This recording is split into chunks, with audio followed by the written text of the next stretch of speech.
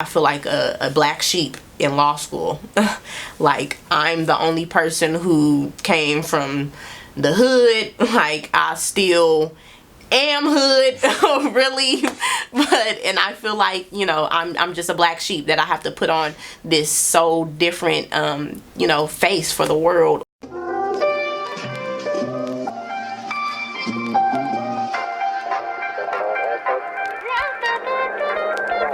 Typical story of an Oakland girl. Typical story heard around the world. Mama on a wave, daddy up above. Out of 14, I guess it made me tough. Used to roll up on the block on the east side. I cracking up 40s by the seaside. Lose a nigga every week to a drive-by. Whole bookshelf of stores behind these eyes. I don't mean for it to sound so damn. I grew up in Oakland, California, deep East Oakland. 98th and C Street. It's hard to open up to you. It's hard to get close to you. I want it with everything. Growing up is just crazy, there's inner city violence, prostitution. I remember hearing gunshots all the time growing up there. This is the spot where someone got shot down on the end of the street. I feel like it made me have my head on a swivel all the time. Like, I needed to watch my back. I grew up in a two-parent household until the age of 5. At 5 years old, my dad was incarcerated and has been for the past 17 years. And so my mom had to quickly take on this role of raising 3 children by herself. And my mom, she didn't go to college, or she was working, dead end jobs that people would say. But she always instilled into me that I was to be the best person that I could be.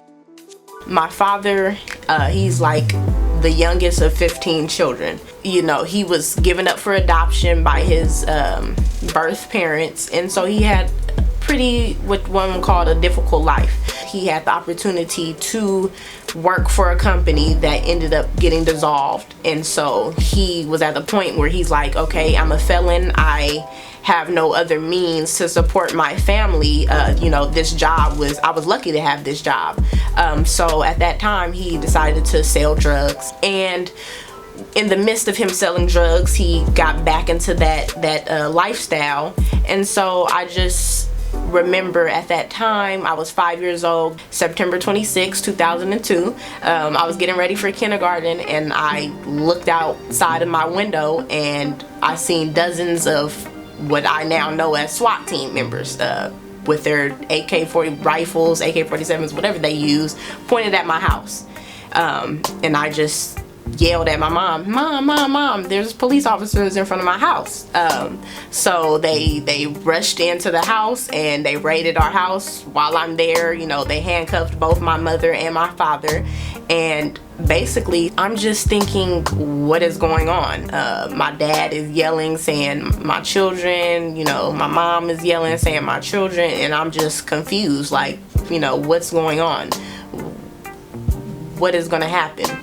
I growing up in Oakland, I knew about the police, and I knew that no good thing comes when the police come. So I knew that something bad was going on. September 26, 2002 was the last time that I've seen my father outside of prison walls. At that time, I felt like I took on more than a big sister role, because I consciously made a decision, even as a young child, that the hurt and pain that I felt from seeing my father being literally physically taken from my life, I vowed to myself that I wouldn't allow my younger siblings to feel that same, pain, feel that same emptiness. However, there was not pressure from my mom saying that I had to do this. I just assumed that role because I wanted to, because I knew, the dynamics of what had happened and how my mom was thrust into this role to raise us, and I just felt like I had to help her.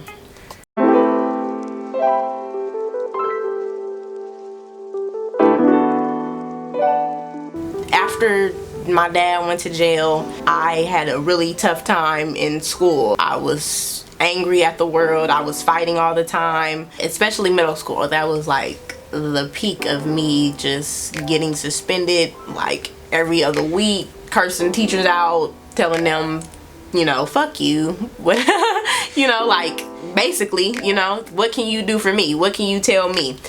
And it just came to a point in my life where I was like, I want to get out of where I'm at.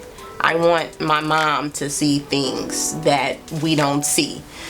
So in high school, maybe a freshman year, I made a conscious decision to change that angriness and put it somewhere else. That was really the turning point in my life. The Social Justice Academy gave me tools in which I understood that there was systematic things that were going on that kept people like me in places like deep East Oakland. I came consciously aware that there were systematic issues in which my father, a felon, had to turn to drug dealing because he, you know, couldn't get a job, a legit job elsewhere. So these things, it alleviated the anger that I had for my father, and it made me understand more instead of being angry. So it turned, you know, my outlook. It just shaped my outlook differently, in which I was like, no, I need to tackle this system. I need not to be upset or angry in my feelings about this particular thing, because so many people go through these things, and what can I do to help them not feel or go through the path that I had gone through up until that time.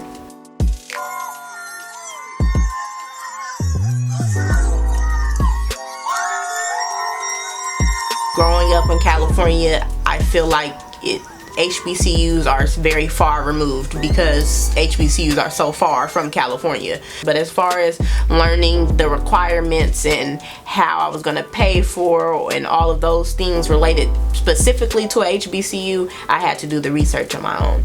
I also didn't have anyone in my immediate family that I can talk to, you know, regarding college, period. You know, doing the FAFSA, all of those things were primarily on my own, because I wanted to be in a place where I was not a minority anymore, that more people understood or knew, you know, the background that I was coming from, and how I could help them or help people like us.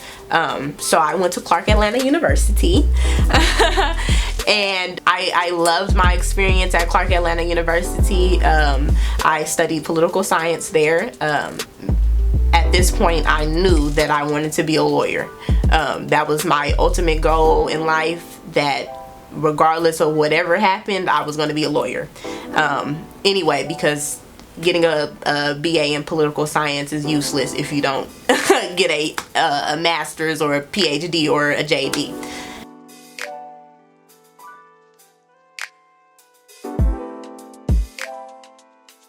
The end of my junior year, I started studying for the LSAT, which is the law school admission test.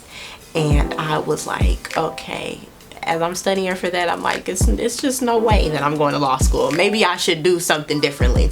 But I went through with it, and I ended up being accepted into the University of California, Hastings College of the Law.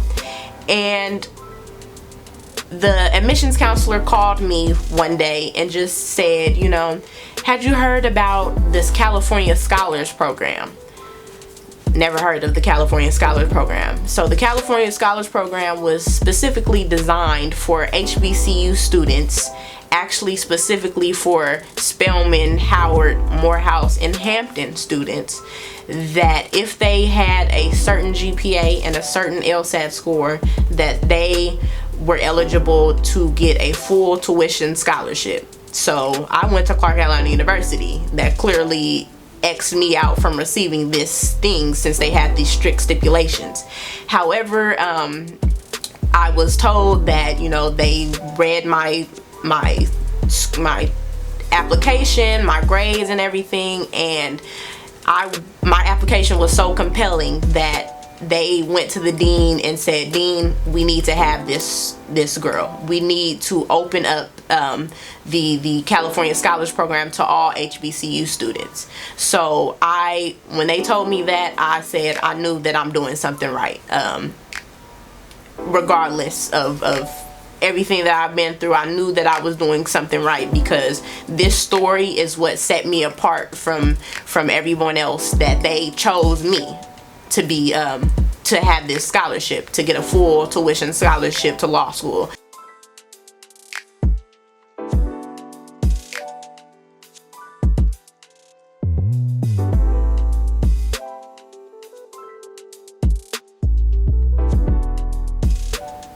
I really just asked God, am I on the right path? I feel like at the point that I am in now, that there's so few people that are like me in the capacity that I am in now. I feel like a black sheep in law school. Like, I'm the only person who came from the hood. Like, I still am hood, really, and I feel like, you know, I'm just a black sheep, that I have to put on this so different you know, face for the world, or for even for black people in law school. Like, they just don't relate with me, you know. In the next few years, I'm anticipating to graduate law school, get my JD, and pass the bar. Right now, I'm kind of in between what I really want to do, but I do know that I want to do something public interest related, whether that be a public defender, whether that be working with community grassroots organizations, nonprofits, but I'm especially interested in doing work with children, so that, especially, you know, in the school system, doing education law, doing delinquency, dependency law, because I believe that what happened to my dad started when he was in school. You know, punitive school policies that, you know, kick black and brown students out, which then lead them to being juvenile delinquents, which then leads them to be adult criminals. You know, it's just a never-ending cycle that starts there. So I want to impact that area.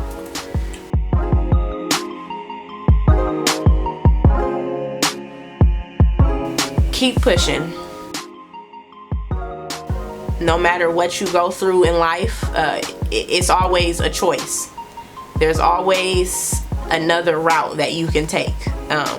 You don't have to be your circumstances. You don't have to be the neighborhood that you grew up in. You know, just make a decision that you are going to be better than your surroundings.